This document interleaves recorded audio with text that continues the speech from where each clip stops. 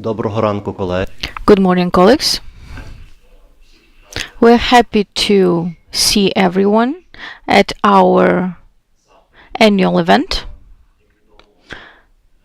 As we know, in the end of each year, we present the results of the annual opinion poll, which serves us to summarize foreign policy and security for the past year.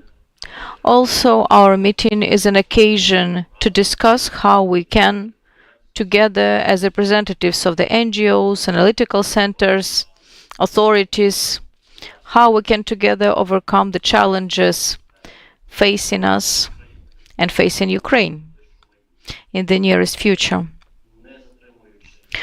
Without further ado, I would like to present key results of this year. We had an opportunity to ask more questions than normally, over 20 of them. Some of them were published because they are pretty operational, but most will be presented today.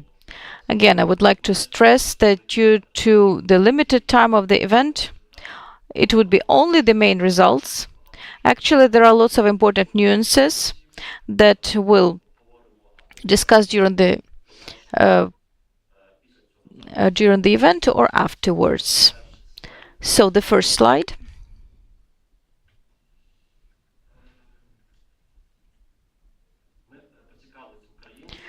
We asked Ukrainians whether our partners are doing enough for Ukraine's victory. This year we divided this question, whether Europe does enough. By saying Europe, we meant didn't just the EU, but also the UK, Norway, other countries which are not EU members. And we separately asked about the assessment of the US efforts. We see that European efforts are assessed rather positively. Almost 60% of Ukrainians said that Europe does enough. And on the contrary, as for the US, there is critical attitude. 65% of Ukrainians believe that the US are not doing enough. We also asked Ukrainians what they believe to be the best security guarantee. The first place is occupied by a guarantee of developing nuclear weapons, and here we don't see changes. Last year, that was also rated the first among opportunities. I would like to note that this question allowed to choose just one option for the answer, so I would call for the observers not to make long-standing conclusions like Ukrainians don't want to join the NATO or something else. It's not true. However, the questions actually show that NATO integration is still highly supported among Ukrainians. We asked Ukrainians how they treat the negotiations with the Russian Federation without security guarantees. 65%, just like last year, said that they are against such negotiations without security guarantees. So there was also a question, how do they treat the so-called freezing of the conflict? The attitude is negative. Ukrainians believe that Russia is going to attack again after a short pause. There are 87% of Ukrainians who believe that. Again, for the third year in a row, we asked Ukrainians to assess the level of acceptance for this or that concession.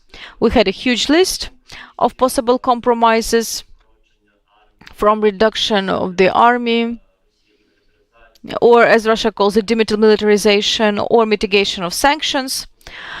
So we propose those compromises which are considered by Ukrainians as the most unacceptable. 83% believe that it is unacceptable to reduce the number of the army. 84.5% are against recognizing occupied territories as Russian, and 78.4% of Ukrainians are against giving the national status to the Russian language. Actually, if we look at the acceptability or unacceptability of compromises, 50 to 70% of Ukrainians consider them unacceptable, and that's true for each compromise. I mean, saying that now Ukrainians agree to some concession or compromise and most afforded, we can't say that. Ukrainians have a rather acute reaction to any concessions during the negotiations. We also had a block of questions dedicated to the European integration, and I would like to note that every year we're expanding the list of questions.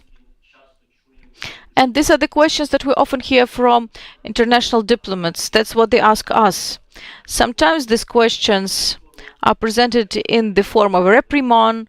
Like, for example, we often say that most Ukrainians speak for European integration, joining the EU, but the counter argument is that it is a temporary phenomenon and it is pretty characteristic for many candidates. As soon as the country is close enough to the membership or becomes a member, the support of EU integration falls immediately. We decided to ask Ukrainians how they are going to treat it if they will feel possible negative consequences of EU accession. 67.5% of Ukrainians said that these negative consequences won't influence their support of the European integration in any way. We also asked a question about Hungarian blockage of our accession process, and we asked Ukrainians what we need to do. What the Ukrainian authorities have to do. Do we pressure via the EU, via the partners? Do we look for compromises? Do we continue the reforms? Ukrainians could choose several options. The first one is to continue the reforms despite Orban's veto. And we see that Ukraine and the EU found an instrument how to continue the accession process despite that initiative from Hungary. We traditionally asked what is better to do towards the European Union, how to implement those reforms, what to sacrifice, quality or speed. This year we saw that it is almost the same number, which is saying that it doesn't matter how much time it takes, but it should be quality, and the reforms should be of high quality. But 47% almost believe that it's necessary to implement them as quickly as possible. Like later, there will be an opportunity to improve the legislation. We also asked Ukrainians how they treat the pressure which Ukraine feels from the partners, the EU and the US, when representatives of these countries and associations criticize the Ukrainian authorities for insufficient struggle against corruption. Before, we saw that 75% are positive about this pressure. Starting from last year, there was a fall of positive attitude, and this level is held on. It's almost 63% who treat that positively, but along with that, there is also a growth among options which argue that the West uses the corruption card either not to provide assistance or to slow it down. And also an option that's getting more popular is that corruption issue is not important now. It would be better if the West provided us with weapons. So actually, there is a growing opinion where Ukrainians believe that the West somewhat manipulates, and they use this topic as a justification not to provide help.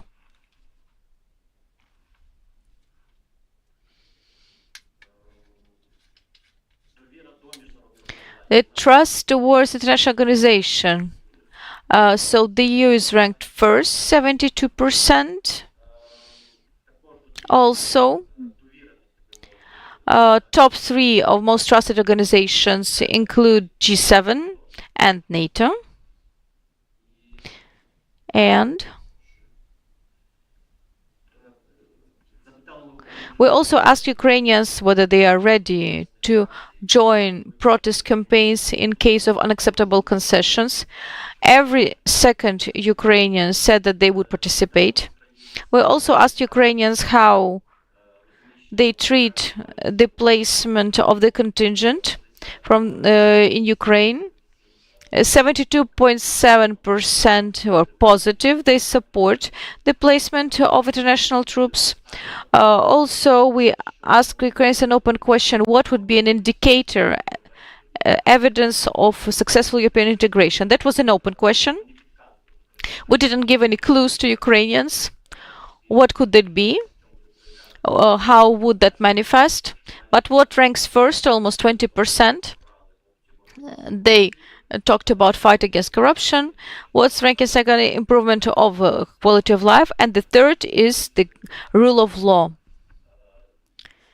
8.4%. In general, the results are pretty dispersed, but we still calculated that almost about 15% in total were actually concerning security and defense. So we see that the EU is associated mostly with non-military fields. Here we have lots of to analyze why it happens, why Ukrainians treated this way, what the EU should do so that its reputation, its image changes among Ukrainians. EU brings as many efforts as possible, and Europe actually puts a lot of effort to be a powerful security actor, but we see that Ukrainians for now don't see these characteristics as true. As for EU and NATO accession, here pro-Western direction is preserved. 85.5% Ukrainians are for entering the EU. 71.3% of respondents are for entering NATO.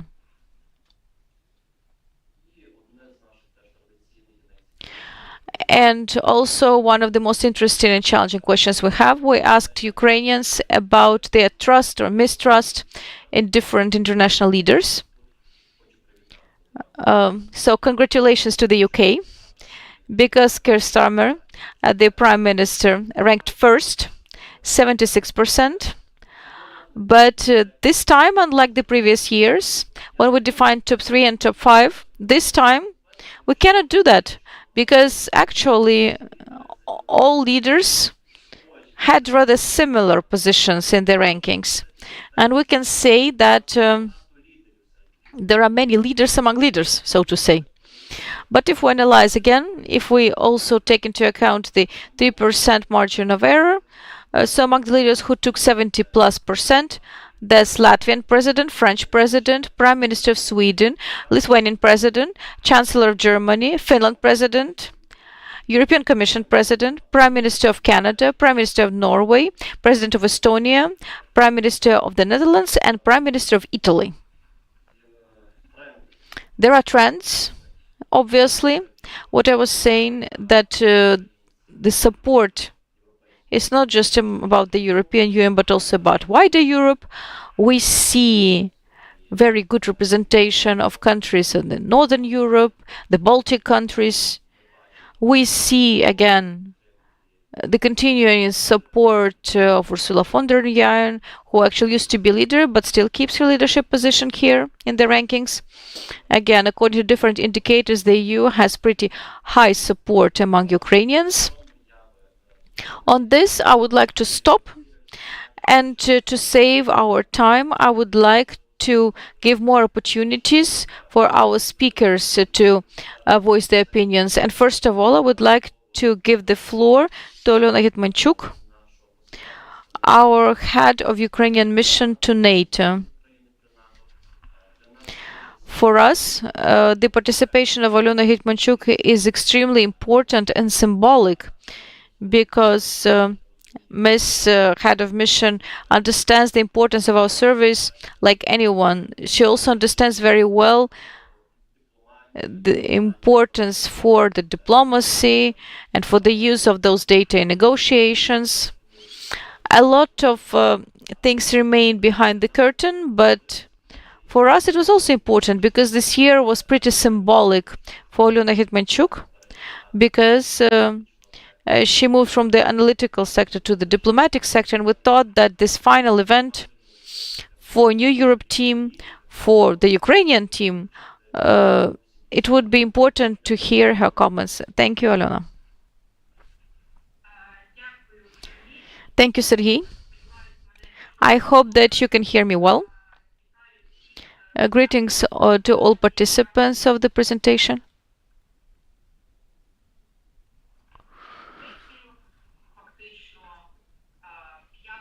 Actually, it's the 5th year in a row that this survey exists. And it is extremely important to have this slice of public opinion about foreign policy and security in the end of each year, especially when the future of our country is decided. And it is in these days, it has just so coincided in the time that there are the extremely important negotiations going on which concern the security guarantees. A lot of this survey is dedicated to those. I'll frankly say that I am actively using some numbers from this survey in my conversations and dialogues with the representatives of NATO and NATO member states, as well as the international media based in Brussels.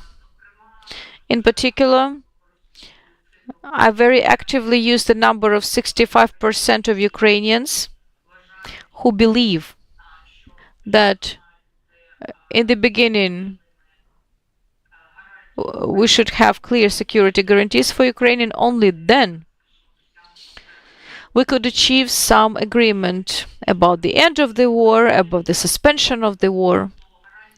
So security guarantees are viewed as a prerequisite to any peace deal and not as a result of this peace deal. Actually, it's a very important argument to communicate with our partners. Another number which somewhat surprised me and also surprises my interlocutors. It is about 87% of Ukrainians who believe that Russia sooner or later, and actually sooner rather than later, will try to attack Ukraine again. Of course, this emphasizes yet again the importance of the most reliable security guarantees. It emphasizes how much the Ukrainian society is traumatized by Budapest Memorandum and the Minsk process and other arrangements we had in the past. So I believe that this is a valuable find of this survey, which gives us arguments so that the security guarantees which are now in the making become reliable. Now about NATO. Naturally, we see, and this is not the first year that we observe this trend, that the trust towards NATO as international organization and institution is not the highest. Against the background of trust in the EU or G7, even though NATO still makes it to the top 3 in terms of trust, in the second year in a row, Ukrainians don't consider NATO the most reliable security guarantee. Instead, the development of all nuclear weapons is considered as such guarantee. However, we need to approach this in a nuanced manner. And we see that even if trust is not the highest, still the support of membership is still sufficient and rather high. That's the first thing to note. Secondly, the fact that NATO is not considered number 1 security guarantees in the understanding of Ukrainians reflects this general trend which we observe for the second year in a row, that Ukraine, first of all, has to rely on itself. We see the reimagining of the role and weight of our partners and their support, their help. That's what is happening.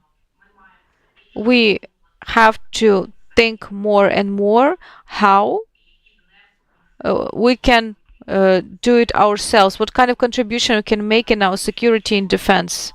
So even if we are following the discussions happening around the security guarantees, then we always see that the central element is the armed forces of Ukraine and our defense industry.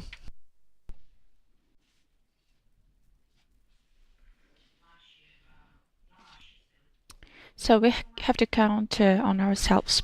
Secondly, of course, this survey probably doesn't reflect the role that NATO plays today, that it started playing this year. It's quite a new, quite a recent trend. When it comes to the vital matters of weapons supply and strengthening of our defense capabilities.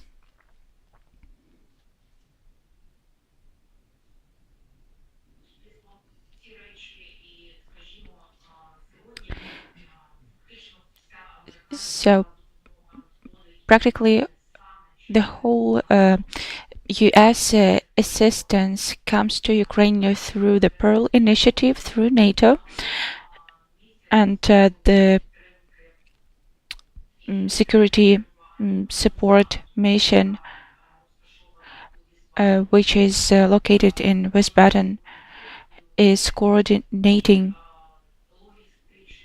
the logistics of 80% of military assistance. And we can give other very specific examples that show that NATO's role in Ukraine is much more important from the point of view of our defense capabilities. It's more important than it was a year ago. Thirdly, when it comes to security guarantees, if we look at the results of the survey and try to summarize the figures reflecting the support of the European contingent placement and the defense alliance with the US, we will see that there is quite a high figure of and this support is higher than development of nuclear weapons.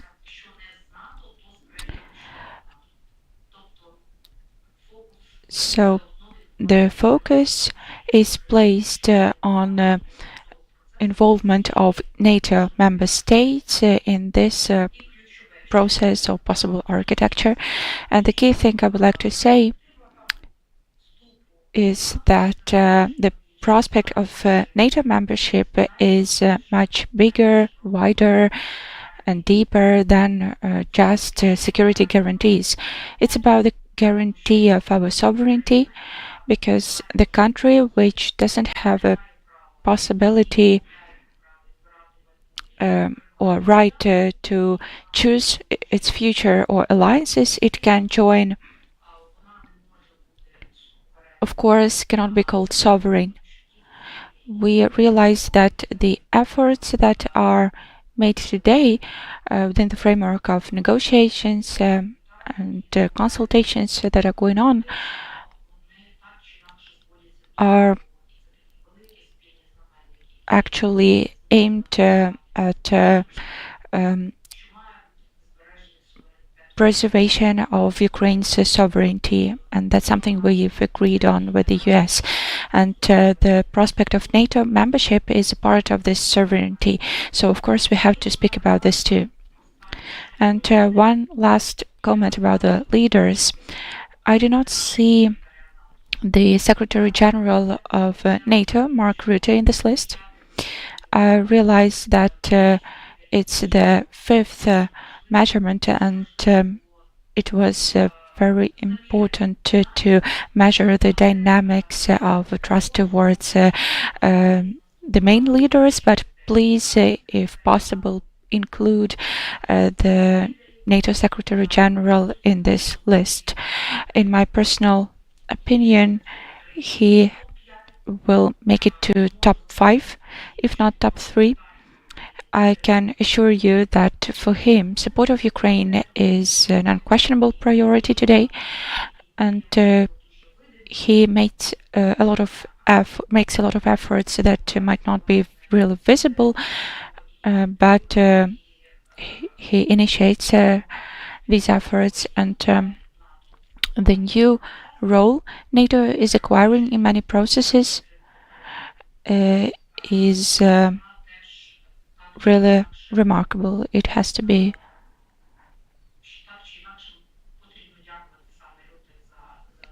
underlined, and we have to thank Mark Rutte for this higher visibility of NATO. So, once again, thank you very much for this study, this survey. Thanks to the team, Serhiy, it was not an easy year for you, partially because of me. So I was happy to see you and see many friends and partners, familiar faces in the hall.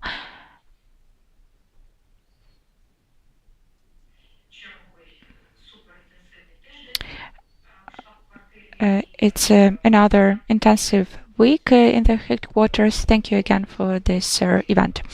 Thank you, Ms. Head of the Mission. Thank you for this very accurate analysis of our survey and for the link with the general Euro-Atlantic dynamics. I wanted to clarify that the NATO Secretary General is in our list of foreign leaders, and the trust towards him grew by 10%, and it means that Ukrainians notice and acknowledge his efforts. He just has to make one more little effort because last year it was 48% of trust towards him. This year it's 60%. So the dynamics is good, and next year he can be among leaders. Ukrainians notice him. Thank you again, Ms. Salona, for finding the time to join us. Thank you for the efforts that you put in dialogue with our partners and future allies in the alliance. Thank you for working on the Pearl mechanism in particular, which is necessary for the supply of American weapons to Ukraine. Thank you, Ms. Head of Mission, and see you next time. Unfortunately, Alona will not be able to stay with us for the rest of the discussion, but we will thank her for the very accurate comments. And now I would like to pass the floor to our colleague Christina Zelenyuk. She will moderate the discussion, and I will co-moderate it. So please, the floor is yours. Thank you, Serhiy. Good morning, everyone. First of all, I'd like to introduce our speakers. Yaroslav Timofeyuk, Head of Political Department of EU Delegation to Ukraine, Jonathan Marshall, Political Counselor of the British Embassy, Oksana Osaja, Member of the Supervisory Board of the New Europe Center, and Alexander Sushko, Executive Director of the International Renaissance Foundation. And first of all, I'd like to give the floor to Yaroslav Timofeyuk, Head of the Political Department of the EU Delegation to Ukraine. As we could see, support of EU membership of Ukraine is has been high for 4 years in a row. So we are approaching a very important summit, and we are expecting very important decisions made during the summit. Thank you very much. Good morning. I will probably switch to English, lingua franca. Really my pleasure to be here and to discuss this opinion poll of the New Europe Center. I studied it very carefully, and also I was at the presentation of the opinion poll last year. So I think, as mentioned by Christina this week, and also by Ambassador Hetmanchuk, this week is crucial. We're at a crunch time. Important meetings yesterday, today, important meetings in Brussels at the end of the week. So for us, as in for policymakers, it's also important to see the results, the expectations, the views of the Ukrainian society that are quite well reflected in this poll. And of course, Mrs. Ambassador spoke a lot about the perception of NATO, security guarantees. I mean, on security guarantees, I think also that, she made a very relevant point that the issue of NATO membership is a question of sovereignty. Before I was working at the EU delegation to the OSCE, and everybody was talking there about the Helsinki Final Act. And one key element of this of the European security architecture has always been that every member state, every European state is free to join or not to join, to choose the security alliance. And I think this as a principle is vital, and it should remain so in the future. But let me focus on some issues related to the European integration, because I think 2/3 or 3/4 of the opinion poll was about the EU, and it's a very positive picture. First of all, what you've mentioned is here that the Ukrainians, 85% of the Ukrainians, they say they support the Ukrainian path of the European integration. So it means that for Ukraine, this future choice has been settled. They are convinced that that this is the way for Ukraine to go. And as you've mentioned, this number has been constant now for 4 years, more or less. So high level of support, and also what is quite important, that as you said, that the Ukrainians know that the EU membership will not be an easy process. It will require some sacrifices, but they are ready to sustain those sacrifices. And I think you were also talking about the perception of the EU among the Ukrainians, that they don't see the EU as security provider. In my view, it's not a negative perception per se. I mean, many societies in the EU member states, they have a similar approach to the EU. But what is also important, that for the Ukrainians, the EU is about fighting corruption, rule of law, fair justice system, and higher standards of living. So those are the issues that show that the EU integration process is a kind of a transformational project. Of course, the security aspect will also be key. I hope NATO will remain for a long time the main security provider in Europe, but there hasn't been any war. Or for the time being, no EU member state has been attacked by anybody. So the security aspect through economic cooperation is also there within the EU integration. And of course, an important thing is the trust in Europe and in the European leaders. What we saw, there's a very high level. So the EU was at the first place as among the organizations that the Ukrainians trust, and the EU leaders and the leaders of the EU member states, and not EU member states, but former EU member states, are very, very high in the top 10 of trust. And this is a very positive picture nowadays, when, let's say, the concept of European integration is being attacked within the EU by some populists, and also from some outside forces. But this is also a responsibility. This trust is a responsibility that means that there are some expectations from the EU, and the EU has to deliver. So I think my final remark will be that Ukrainian society demonstrates resilience and commitment to Europe, and for us it is important to match this commitment, those expectations, through unity, resolve, and sustained engagement. So I will stop here, but of course happy to engage into a deeper discussion later on. Дуже дякую. Thanks. Mr. Marshall, I think you also have a great responsibility today because the UK's Prime Minister Keir Starmer is the leader of Ukrainians' trust with 76.1%. But right now we're also in this negotiations triangle between EU leader key capitals, US and Ukraine, about this peace talks. So, what you underlined in our today's presentation, and what can you say for Ukrainians today, of course? Я ще вставлю 5 копійок. Якщо ви звернете увагу на динаміку, то Кір Стармер показав. I will add that Keir Starmer has shown a very steep increase because we can see the current result of 68% in contrast to 52%.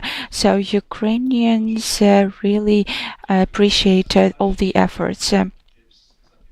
Thank you. First of all, I wanted to thank you for the presentation. It's a very interesting and very important opinion poll about Ukraine and the war.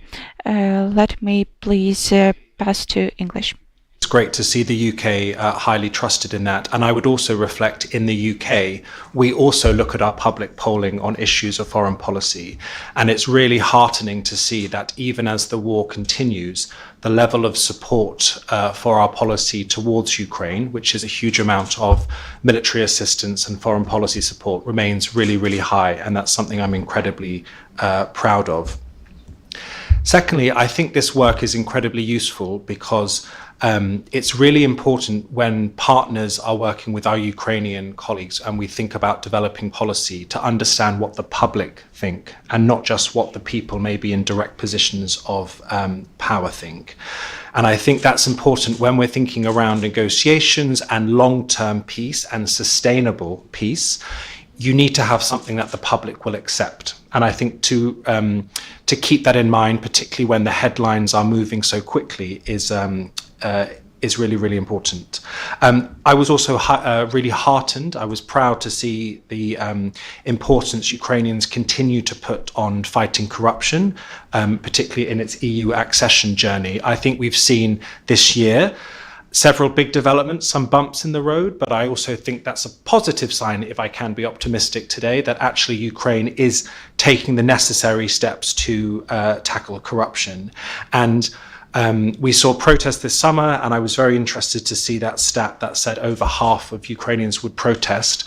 I actually see that as a sign of Ukrainian sort of messy but very proud, very vibrant democracy. And it's something I remind my colleagues in London that protests on the street are not social lack of cohesion. It's actually a society that is really proud of what it's fighting for. And so I think that's an important point.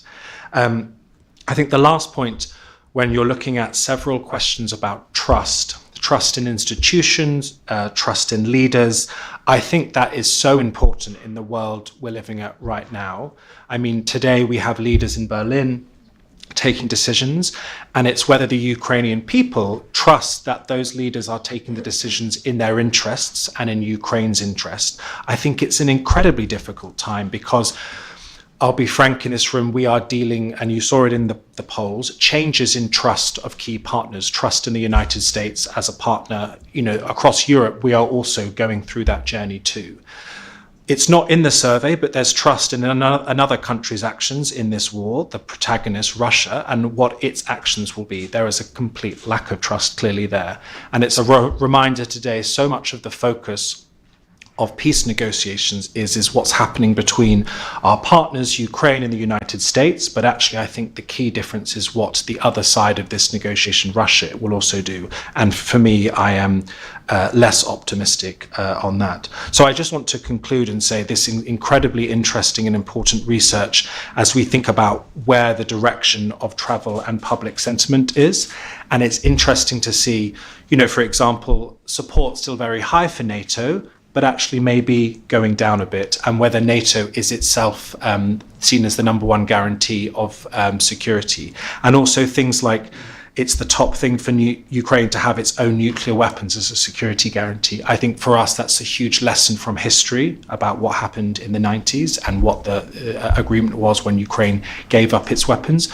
So when in London and capitals we think about security guarantees, for me, that is more than just the word security guarantees. What does it mean concrete on a page, particularly when you read Ukrainian public society views, which have very clear views about what that means. So thank you very much, and I look forward to the discussion. Дякую, Джонатан. Thank you, Jonathan. And I would like to draw the attention to what wasn't said in the key conclusions. Actually, the anti-record, the records of mistrust towards international leaders. Some you can surely guess, that's Putin, 98% of mistrust, that's Lukashenko, 94%, Viktor Orban as well, 83%, the leader of Korea, and the president of the US also has made it to the top 5, 72.7%. If we talk about trust, the level of trust towards the US president is 24.4%, which is actually twice less than last year. You remember that last year we had rather sensational data because Trump got 44% of trust, which allegedly, against the background of other trust indicators in Ukraine, was too little, but against the background of trust in other European countries, that was the biggest one, and we treated it as a certain advance, a certain expectation towards American leaders, so that he did what he promised at the election, so that he brought peace. Now we see how Ukrainians assess these efforts, probably not too high. Another unpleasant surprise was the indicator of trust towards Polish president. We also saw the radical fall, from 65% last year to 44% this year. Yes, I will also add that we are waiting for the meeting of President Zelensky and President Novrotsky, 19th of December. So, Mr. Sushko, we have already talked about the main trends. The fall of support as for a NATO accession, a security guarantee among Ukrainians this year. But when we actually asked about the compromises which Ukrainians consider acceptable as for the negotiations with Russia, most of them, here the indicators are the same, but I have to also note that, for example, what are the compromises for peace negotiations, which is about rejection of occupied territories. In 2024, Ukrainians said that we shouldn't refuse them. 53.2%, now it's 40.2%. That's what I have noted. So I give you the floor to you, Mr. Sushko, and I thank you and International Renaissance Foundation for the support of all our initiatives. The floor is yours. Thank you.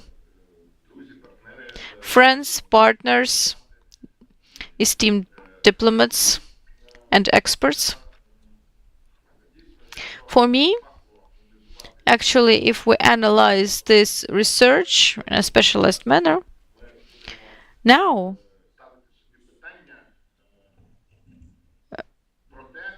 actually we are going to ask ourselves a question: how these data fall into the context of things happening around us, in particular the new phase of the search, how to end the war, and what Ukrainian authorities will face if they are moving in the direction that we see.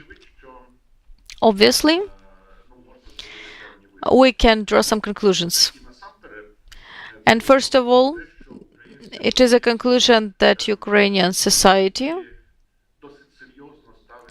treats the issue of the price of peace rather seriously, even though it's still hypothetical. I mean, with all the tragic manner of events associated with the war and the price that Ukraine pays for the daily continuation of combat, still Ukrainians express their will for the price of exiting the war, not to be critical, for Ukrainian sovereignty, independence, and other basic characteristics which make a country able to defend itself. So for Ukrainian authorities, these are things to fall back on. We can say that in those negotiations, which are in the process or will begin, Ukrainian diplomacy on the highest level has things to say and explain to the international community, so that the other parties to the negotiations didn't expect from Ukraine a total giving up of its stand. It's obvious that the search for some hypothetical compromises is complicated and challenging for the Ukrainian society and for the relations of Ukrainian authorities with the Ukrainian society.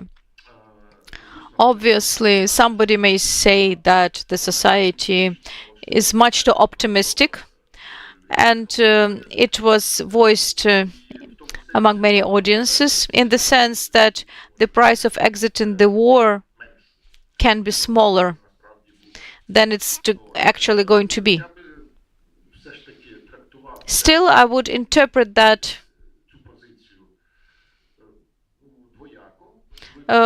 in two ways. I can say that something depends on the formulation of alternatives and the options for the answers. And if we compare this data with similar data, and we saw that other agencies also conducted such opinion polls and published their results, even though this survey is the most detailed, the most substantial, still we're going to see that many things depend on the formulations of answers. I mean, when the so actually the most sensitive topics associated with the Ukrainian army. We all understand that for future survival of Ukraine, the sufficient quality and quantity of the armed forces is a principal issue, matter of principle. So, when we're talking about reduction in the numbers of armed forces, there is no great enthusiasm in the society to agree to that. But your answer to the question here looks even more uncompromising, because you put just next to each other that Russian motto of demilitarization, which is actually a Russian template, which may mean total refusal of Ukraine from any normal ability to resist or defend itself. So it seems to me that here, if it were formulated differently, then the result could be less, could be smaller. If you didn't include the word demilitarization, what the other surveys show? And we're actually saying, and many experts have said, that in principle, that number of armed forces that we need is actually conditioned by the martial law. And in peaceful times, and we hope that it comes, Ukraine doesn't need to have as many people in the armed forces as it has now. It's just that here this topic is not about how many people Ukrainians need in the armed forces, but about reduction of our sovereignty. Like allegedly, the number of soldiers in the armed forces will be defined not by objective needs, but by international agreement. And this in itself is a very unpleasant thing, and it is very rare in international law. And we don't even see precedents like that. If we take any story with ending the war, any war, almost always there is some demobilization and reductions. I mean, obviously this is going to happen. But the fact that it should become a part of hypothetical peace deal, that is a trigger. And that's why we don't know how it is going to be taken by the society in the end, even though we know, and obviously Ukraine won't need the army of 1 million or 800,000 people as it is now. It's just that there is no possibility to sustain such kind of army in peaceful times. But yes, the trigger is that we don't have any discussed symmetry here. Nobody is saying that the Russian Federation is going to reduce its armed forces in a symmetrical manner.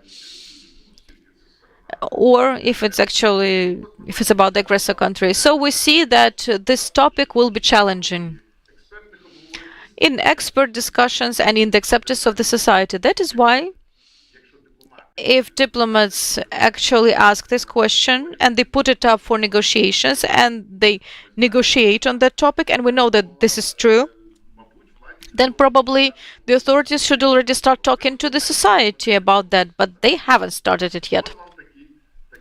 So here is a small example for you.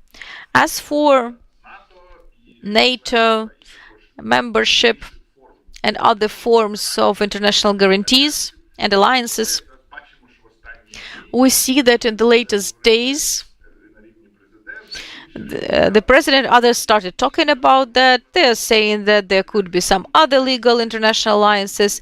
And here, in principle, we understand that it is not as much about the willingness of Ukraine. It is that, in principle, we understand that there are key NATO members who are against Ukrainian membership. I mean, these are simple things, even though, again, we're triggered by the fact that this is not an issue between Ukraine and NATO. It is something decided between Russia and NATO, or Russia and Ukraine. And this is something that's going to be treated not in a simple way.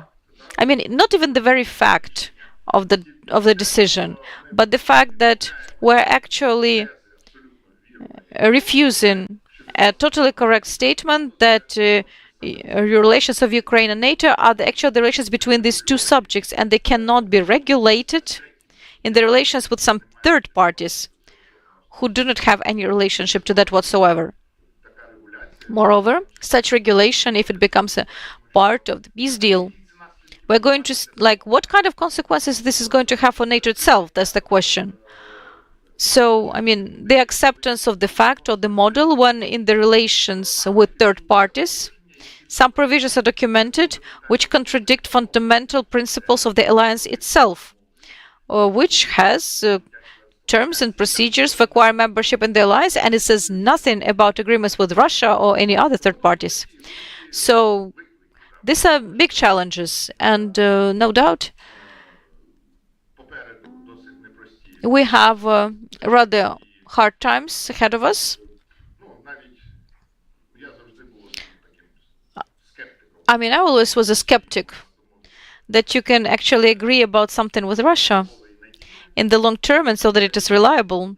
So I still am not really confident that these processes are going to lead to anything, the processes we see now. But still, the dynamic is there. There is some progress. And as Ukrainian party lays that on the negotiations table, then there should be better communication with the society so that there is no great surprise for the people who still have rather high expectations about the terms on which exiting the war is possible. So I hope that this data will be studied in a due manner by the Ukrainian authorities and our international partners to understand what are the restrictions that Ukrainian society puts for the possible set of compromises, what is the dynamic. Again, as I was saying, a lot depends on how the questions are formulated, but still we see that Ukrainian society for now demonstrate strategic definition, which for me as a person who has been doing that for many years and understands how was high the prices for that, because we saw how it could be different for decades when the society was actually volatile all the time, was fluctuating, was divided on the issues of strategic international policy decisions. Now it's not there, and it is still so. We can say that this is good. but we also have to be aware that this consensus becomes a subject of some serious fluctuations in the nearest time.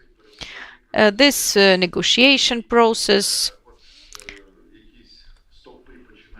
which starts to actually make some pillars unstable, like the issue of trust in the survey. Yes, there is rather high level of support for membership in the EU and NATO, but it is not identical into trust towards NATO and the EU. Now the trust is much lower than the support of accession. Mistrust in NATO is now 44%, and that's a very, very serious indicator. And there's just some harbingers of some irrefutable skeptics that's going to rule in this society. We were saying, and you were saying, that in any countries, when it acquires membership, the support of that membership becomes less, which is a paradox, but it is still true. And in Ukraine, there is still this resentment that we hope that the end of the war actually comes and the war is over sooner or later. And I'm almost confident that as it's not going to end, not in the way we want, most probably, then part of that resentment will actually be addressed to the Ukrainian authorities, of course, but also to our Western partners. And this is going to induce some growth of Eurosceptical moods, less trust in our key Western partners. That's inevitable. And we have to be ready for that, so that at least we could lower this shock effect that can come after the country's governance decides to sign something. So these are my reflections, and thank you for your attention. Thank you, Alexander. That was very exhaustive comment. Oksana Ossadchuk. Oksana, I believe that the presentation of our study starts this dialogue not just from the authorities, but actually with the Ukrainian society. We talked about Ukrainians' disappointment a lot.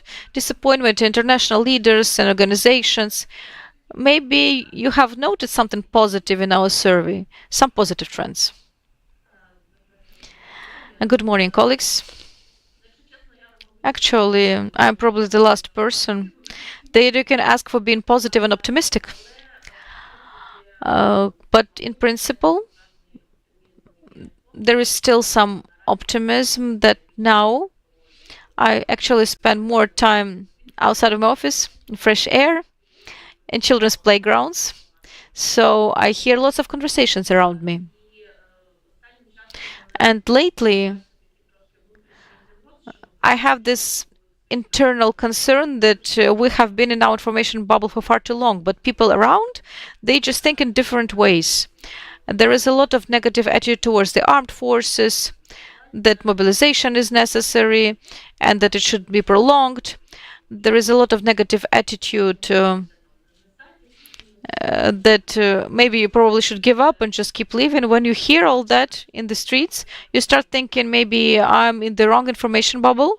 But the positive thing is that this survey proves that actually, despite certain negative conversations and comments in the social networks that we can find a lot of lately, also this incidents of attacking the military and so on, still, as Alexander has rightly said, the strategic course has been defined. It remains in the narrative, in the people's heads, and is very important. So that's a positive thing. I would like to concentrate on several things which I believe have been actually voiced a lot, but probably just to single them out. What's always a trigger point? That's nuclear weapons. I remember from the emergence of the New York survey. Thank you for raising that issue. Thank you for continuing to actually work with this phantom pains for our potential, which hasn't actually been all ours. But still, I believe that this is the vision that we're going to rely on our national potential of deterrence. And that's also coincides with the amount of armed forces that we can have after potential peace deal.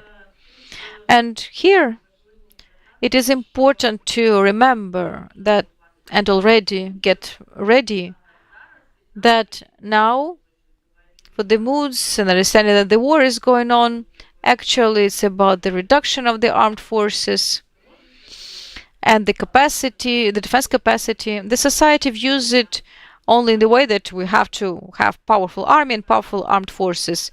As Alexander has correctly pointed out, I just would like to emphasize it once again, in the case of a certain time of peace, and it's good that more than 80% of Ukrainians remember that Russia can attack again and most probably will attack again. It will be interesting to observe public opinion as to financial support of a strong Ukrainian army. It's easy to say that we should have a strong army, but it's very difficult to redirect funding from some social payments and social guarantees. To be honest, some social support payments are exaggerated, and this funding has to be redirected to the armed forces, and unfortunately we could see in our history different views on that. So I guess it's very good that the society believes the armed forces are needed and they have to be strong, and it's the deterrence potential.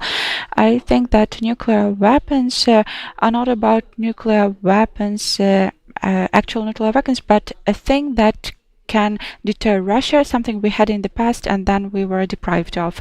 That's most probably the view of Ukrainians. Then about NATO and trust towards NATO. I cannot say that it's painful for me to observe that trust towards NATO is not at the level it should be at, and Serhiy can confirm that we've been working on NATO matters for a long time. That sovereignty is something we've mentioned already. I will not talk about the political aspect. I would rather like to talk about the practical aspect. It's been discussed, and it's important that there have to be some guarantees, legally binding guarantees that would remind Article 5. And if we look at NATO's Article 5, it's actually something very generic. And I recall the conversation in Washington 1 year ago, just before the Washington summit. The American party, the Democrats, not the Republicans, were convincing us that we basically already had all the guarantees that Article 5 could provide. And so it's written that every member of the alliance, according to its capabilities, will provide assistance. And it's hard to argue, because if we look at Article 5 from the formal point of view, it really gives grounds for some security assistance, but the format is unclear. What's the value of NATO, and why I think that refusing this value is something not reasonable? Actually, the value of NATO's architecture is in the fact that it's something unique. Correct me if I'm wrong, but it's about the process of NATO defense planning process, and the defense architecture according to Article 5, and I know that even among military there are many skeptical about NATO's capacity to fight. I hope it will not be tested, and it's a wrong statement that Ukrainians want a third world war. No, absolutely not. We do not want big global conflicts. We want peace, but the matter of readiness is something unclear, because we have an aggressive neighbor. And as to positive trends, maybe the society views it as a welfare organization, views the EU as the welfare organization. What can be the first step towards security guarantees? It's a joint defense capabilities and joint defense project with the EU. And if we will manage to have this joint work with the EU on defense capabilities, it can be sort of a guarantee for us, and it will be harder to break some industrial relations with Ukraine. And lastly, about the Ukrainians unready to accept compromises, I would like the same figure of Ukrainians to be ready to get drafted and become part of the armed forces as the number of Ukrainians ready to protest. But it's a different question. About this protest potential, I fully agree with Alexander that it's about symmetry. When we are talking about compromises and we are hearing that the only concession from the Russia is that Russia will not conquer the whole of Ukraine, then that's the wrong understanding of the compromise. If Russia, well, for now, all the concessions are demanded from Ukraine. Like refusal to place the contingent of the coalition of the willing, etc. By the way, the coalition of the willing might be the architecture of security guarantees, and if we are approaching the electoral process, it cannot be excluded either. The lack of equality in terms of concessions can be actively used, and at this point the situation is not good. I'm not optimistic about it. I would like to thank the New Europe Center. It's important to have this data and understand the opinions of our society. Sometimes these things are quite contradictory. The opinions are contradictory, but it's good to have them shown. And the main word in the past was concerns. It was triggering for Ukrainians, and now it's something which will define our future. That's something triggering for Ukraine. They constantly hear about summer, an autumn, a winter, which will define the future. And I would like to believe that the initiatives we currently have will allow us to achieve lasting peace or get ready to it in the future. Thank you very much, Oksana. I would like to say that Oksana has a very broad background and big experience. Oksana was in NATO representative office. Oksana worked in the Cabinet of Ministers, in the Office of the Vice Prime Minister for European and Euro-Atlantic integration. And now Oksana is a member of our supervisory board. I'm very happy about it. Actually, what was not included in our public version, obviously there are different places we organize our opinion poll, and we asked to differentiate between the veterans, the acting servicemen, and as to the readiness to protest if there are some unacceptable compromises for Ukraine. Among acting servicemen, 57% are ready to protest. Among veterans or those excluded from the draft, 58% are ready to protest.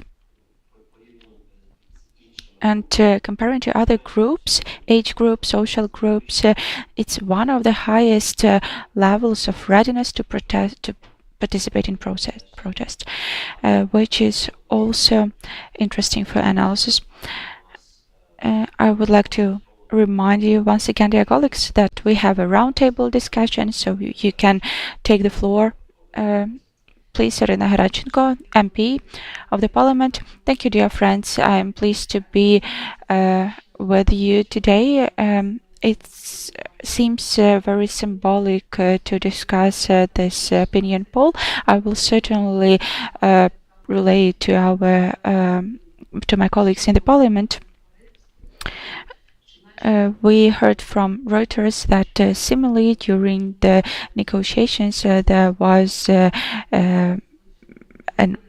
request from Zelensky to work on the law on elections during the martial law, or we were considering refusing NATO in exchange for security guarantees. As Mr. Sushko said, we have to perceive everything in a much wider context. And the key issue for all of us is that the society is not informed about the course of negotiations. Obviously, peace negotiations require closed format because it's a very sensitive and delicate topic. At the same time, it's not adequate when the parliament, which will have to adopt quite complicated decisions in the course of the negotiations, is not informed about the things happening in the framework of negotiations. And I think it's a big challenge. I don't know how we can talk about future elections or changes of our vision of a just peace if the parliament is excluded from this process. I think it's a big issue. Secondly, we could hear a dangerous figure representing a decrease of trust towards NATO. First, Ukrainians are really disappointed as to the speed of some logistic solutions and their scale. Obviously, without Western support, we wouldn't sustain for all of these years. At the same time, there is a big internal issue. Actually, we often tend to make our Western partners guilty in our internal issues, and there is a big danger in it. We have some anti-Western tendencies. You've also mentioned that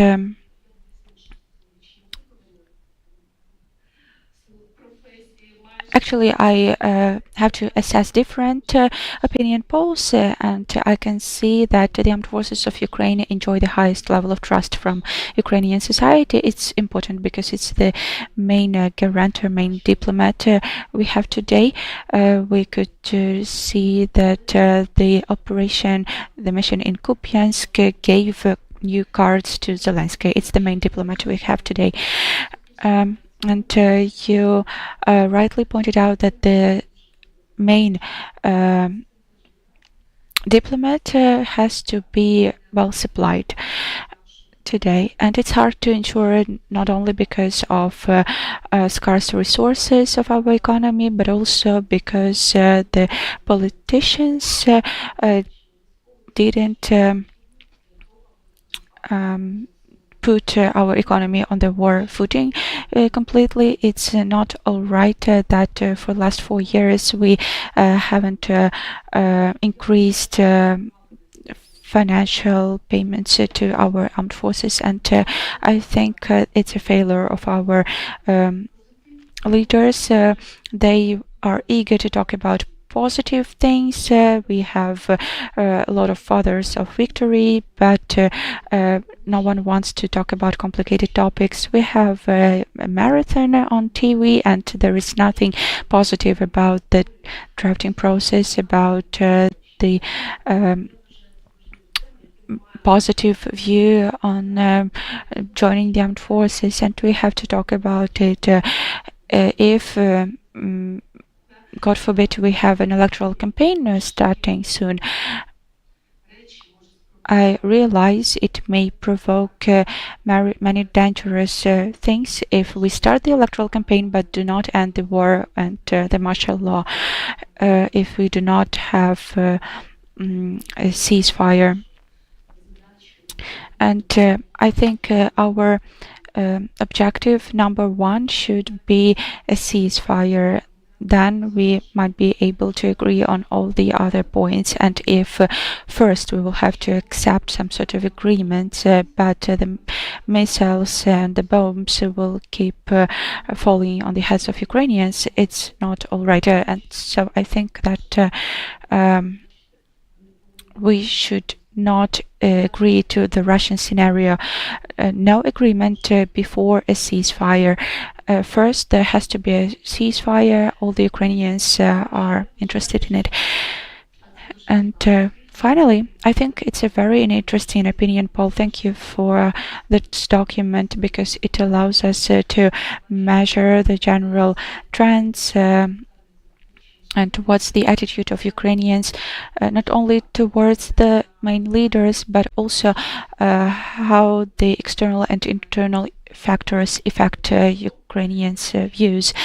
And I can see some positive things, but also some negative trends, and they make us talk about the fatigue among Ukrainians. Also, we need to talk to Ukrainians more actively. We need to explain the complexity of the peace process, and we should not allow this increase in anti-Western trends, because that's something Russia wants. And lastly, as the core chair of the opposition, we will really ask for meeting with the president to make the parliament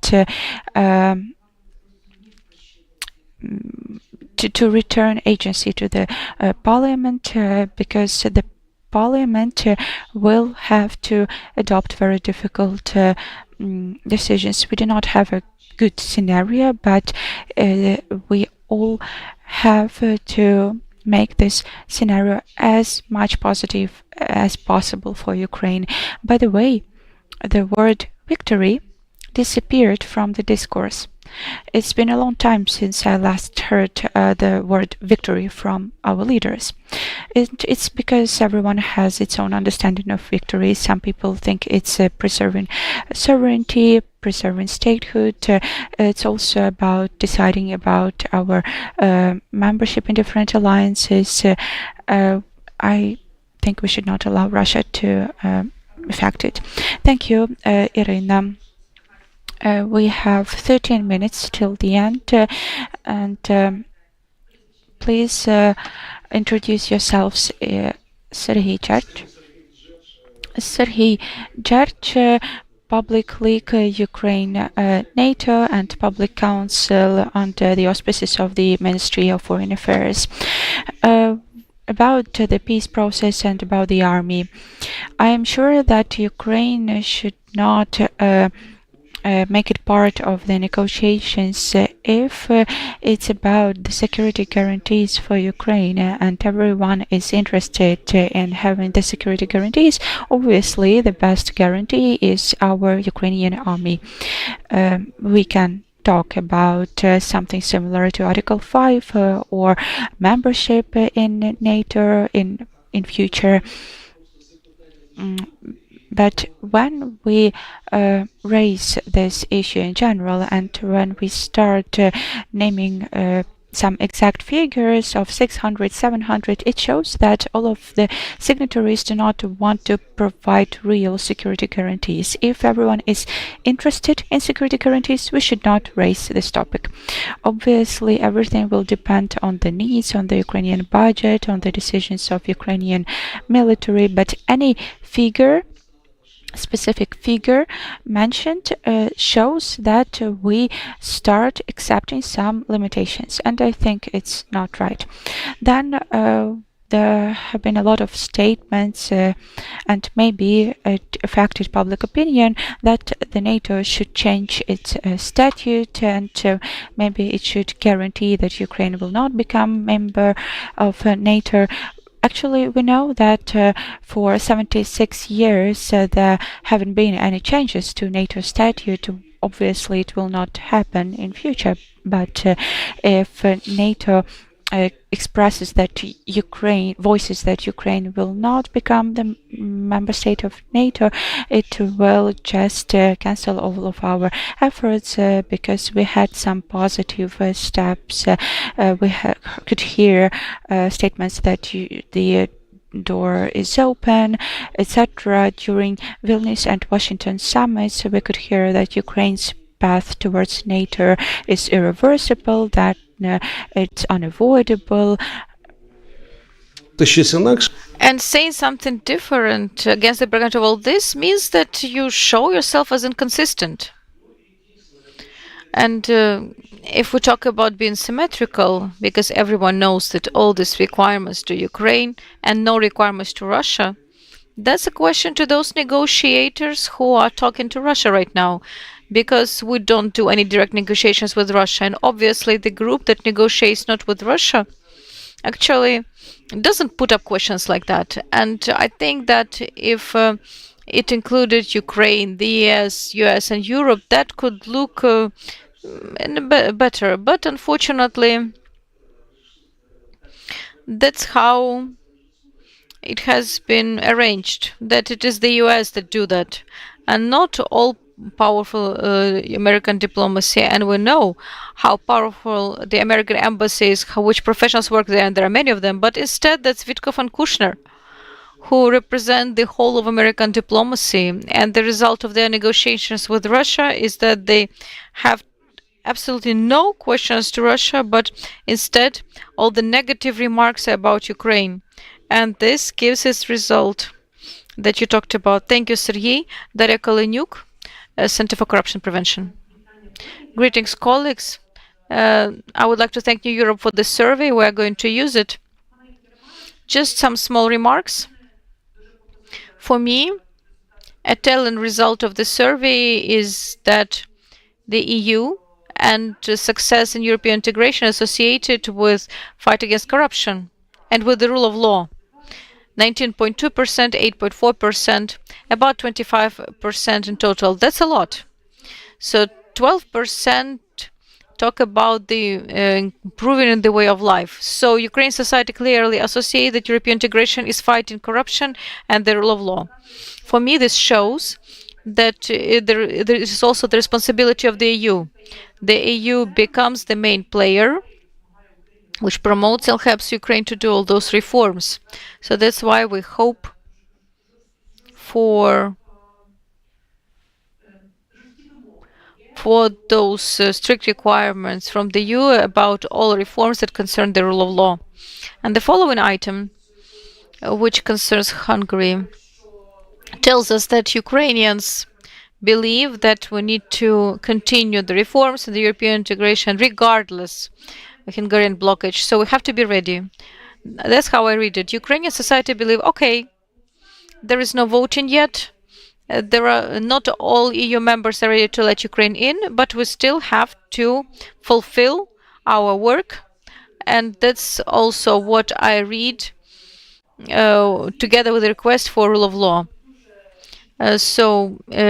The EU report gives very clear vectors for Ukraine to move in, starting from reforming the PGO and the procedure of choosing a prosecutor general, and up to forensics. There are lots of nuances and details. We understand what should be done, and I hope that the EU is going to help us with that. Here, the society clearly says that there are expectations of EU attention. Also, it is telling for me that when asked what Ukrainians feel when the EU and the US point to corruption in Ukraine, still there is a high level of support societal support, that the EU and the US are doing it all right. I believe that 9.5%, so it's 3% more of dissatisfaction with this kind of approach from the EU and the US when they point to our mistakes. Dissociated because it says the US in the survey. Actually, when I would also react negatively if the US tell me that Ukraine doesn't find corruption, because I mean, it's the pot that calls the kettle black. So thank you, and I expect that you are going to continue it every year. Thank you. We also noticed the decrease in this indicator last year when the Republican Party during the election campaign was especially aggressive in using the myth of corrupted Ukraine, and so it shouldn't be supported in the security sense. And probably that was this painful reaction of Ukrainian society, that there are politicians who abuse that and speculate on that topic. Unfortunately, there are politicians like that. Unfortunately, we do have to finish our event, but still we're open for further discussion. I would like to say that this is the third discussion.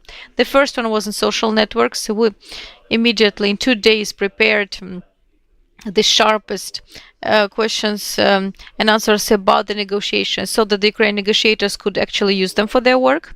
We also had a non-public presentation of issues concerning the EU and security, and now this is a public presentation of the whole survey. I'm sure there's going to be more thematic discussions, but in general, I would like to say one thing. In many years, that New Europe has been doing the surveys in Ukrainian society, I would like to say that the society and the citizens become very qualified in their answers. So every time we have a harder and harder question to be more precise in our formulations. Alexander has rightly pointed out that somewhere we should have changed the formulations, but we're not doing it just to see the dynamic, to evaluate it, because some questions have been asked for several years in a row, even though we see ourselves that it should have been corrected. So that's why we ask additional questions, so that we could measure this or that reaction. But for you to understand, the society becomes much more qualified about the trust in leaders. That's what we asked before the full-scale invasion in 2020, in 2021. And Boris Johnson, as the UK Prime Minister, for example, had pretty low support and trust. And up to 40% of Ukrainians didn't even know who is actually the head of UK government. And we saw what happened in 2022 when Boris Johnson became an absolute leader, I would say, of not just trust, but love among Ukrainians, winning it. And now I also like to know that the UK brings back the high level of trust, societal trust. And we believe that Ukraine and Europe will together achieve that victory. The fact that the US temporarily move away from this participation in our process, in our struggle, let's hope that this is temporary. Thanks a lot, and see you again.